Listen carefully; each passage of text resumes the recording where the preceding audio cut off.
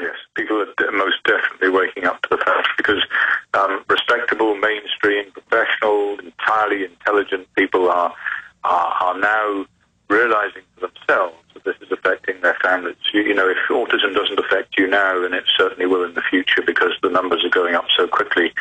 So people are coming to the realization in the saddest, most tragic possible way, and that is a personal experience of the problem. And it's just too big now to brush under the carpet. What do you want to say to those out there that have persecuted you and lied about you? Because no doubt, Doctor, they're going to end up seeing and hearing this interview. What would you like to say to them? Well, you know, it's a futile effort, because I'm not going away, the parents aren't going away, the children aren't going away, the work will be done, truth will come out.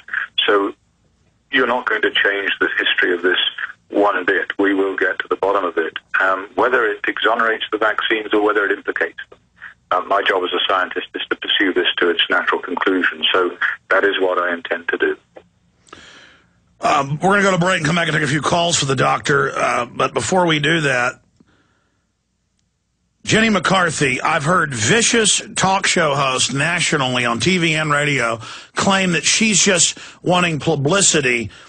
No, she has a child who was damaged that she lives with every day, and to just show how callous they are to attack a mother who has a sick child, clearly from the vaccines, and to claim that she's doing this for her own publicity.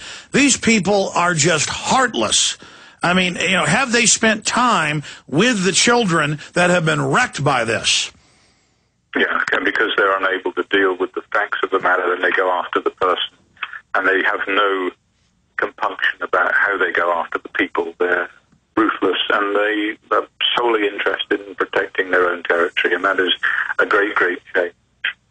Well, you're going to be speaking tomorrow at an important event, and we'll cover that when we come back on the other side. We'll tell folks how to be there. But bottom line, when you talk to Jenny McCarthy, what is her resolve like under the attack she's been under?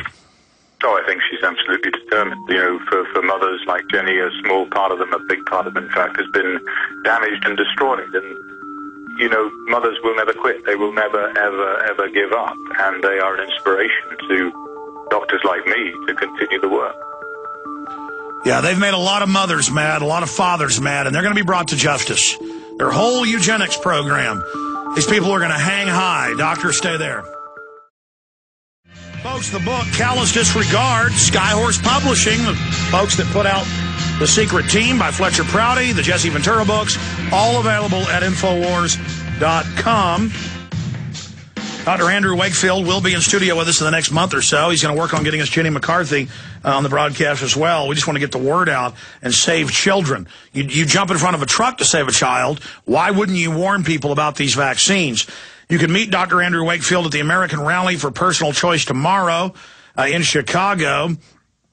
And so you can find out more details on the website, ageofautism.com. But in closing, I wanted to jam in a few calls for our guest. He's got to leave just here in just a few minutes. But it's so exciting to know that we will bring these criminals to justice. They're not going to stop us, and they're scared. John in Michigan, you're on the air. Go ahead.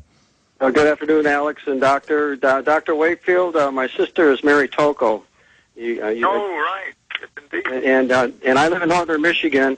I have a cousin that has 2 children with autism. Her 3rd child she didn't give the vaccine to. I had a neighbor who just, his daughter lost a child right after the vaccine. The child died. A niece that, a son that had, a niece who had a son that had a reaction to it. My wife works for community mental health here in northern Michigan, and it's just, she takes care of the developmental end of the, not the mental. And it's just rampant through northern Michigan. These families are so devastated with it, and they have hardly any support from the medical industry. The agency my wife works for, they started a camp for children with autism on the lakes at Torch Lake, and it's just grown. It used to be a local, but now it's a statewide. Soon, no, 90% will have it, and they'll just say, that's the way it is, 50 shots a month. Everyone, and you know, like geniuses will be able to tie their shoelaces. Mental giants will be able to talk. And, you know, like a mental giant with an IQ of 71 points will say, Mommy, is it true that people could once walk? Because everybody will be in wheelchairs. And, I mean, I'm being a little bit sarcastic here, but I mean, this is just so sickening. John, I appreciate your call. You know, that's a good final question for you, Dr. Wakefield. I'm going to come back with other calls in a moment. Sorry, he's got to go. But just the number of children everywhere. I mean, how obvious does this have to get? I don't know. How is the system ever going to cope with this extraordinary problem? I mean, what you're going to have is you're going to have children affected, you're going to have the parents therefore affected, the families affected, the siblings, the grandparents. You're going to have every child is going to need 24-hour-a-day care, and therefore they're going to need 2 or 3 carers a week. You've got 30% of the population, 40% of the population just devoted to the care of children with developmental disorders. This isn't a productive economy. There's something going horribly wrong. It's something that's got to be done. It's long overdue, so we need to get on and do it. Absolutely. Well, Dr. Wakefield, we're going to talk to you again very soon, and I'm glad you're able to speak publicly now. It's just so important to get this information out. Callous Disregard, Autism Vaccines, the Truth Behind a Tragedy, Amazon.com, Infowars.com. God bless you, sir. We'll talk to you again soon. Thank you so much. Bye-bye. Wow, that was a very scary interview. Look, the people running things know exactly what they're doing, okay? I mean, every day I read where another village died after they took the smallpox shot. A bunch of people died in the village after they took the polio vaccine. You know, a bunch of kids died after they took this shot, that shot. And they're just normalizing it where it's just completely normal. And, yeah, you know, we got 10 kids in the neighborhood. 2 of them are dying of cancer right now. 3 of them are autistic. The others have got allergies so bad they can't come out of the house. They're all on medication. Everything's normal.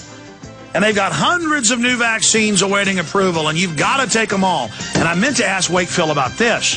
What is his concern about the move to make vaccines mandatory? See, because we're waking up now, they're saying SWAT teams are coming.